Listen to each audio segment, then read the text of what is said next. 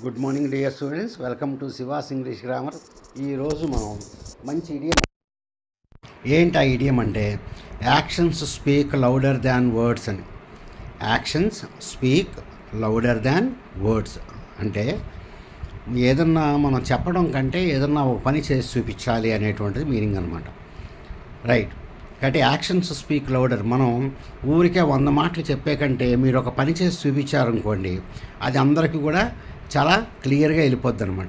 అందరికి హెల్ప్ చేయాలని చెప్తే ఉపయోగం లేదు. మీరు హెల్ప్ చేసి చూపించాలి. ఏదన్నా ఒక ప్రాబ్లం గురించి మీరు ఫైట్ చేశారనుకోండి, అది అందరికీ తెలుస్తుంది అని చెప్పి మీనింగ్ అనమాట.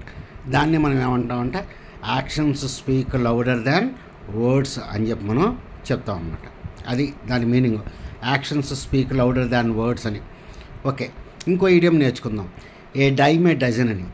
డైమ్ ఏ డజన్ అని అంటే చాలా అని, చాలా ఉంటాయి అని చెప్పి, చాలా ఉంటాయి అట్లాంటి, అంత ఇంపార్టెంట్ కాదు అని, కామన్ థింగ్స్ అని.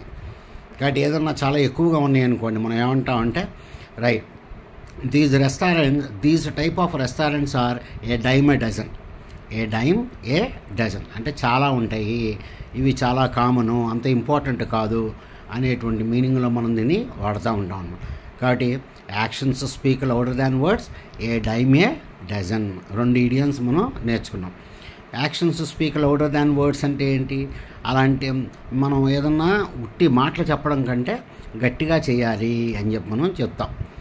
అది ఫస్ట్ది. ఏ డైమ్ ఏ డజన్ అంటే చాలా కామన్గా ఉంటాయి, ఎక్కడ పడితే అక్కడ దొరుకుతాయి, ఎక్కడ పడితే అక్కడ మనకి దొరుకుతాయి. రైట్.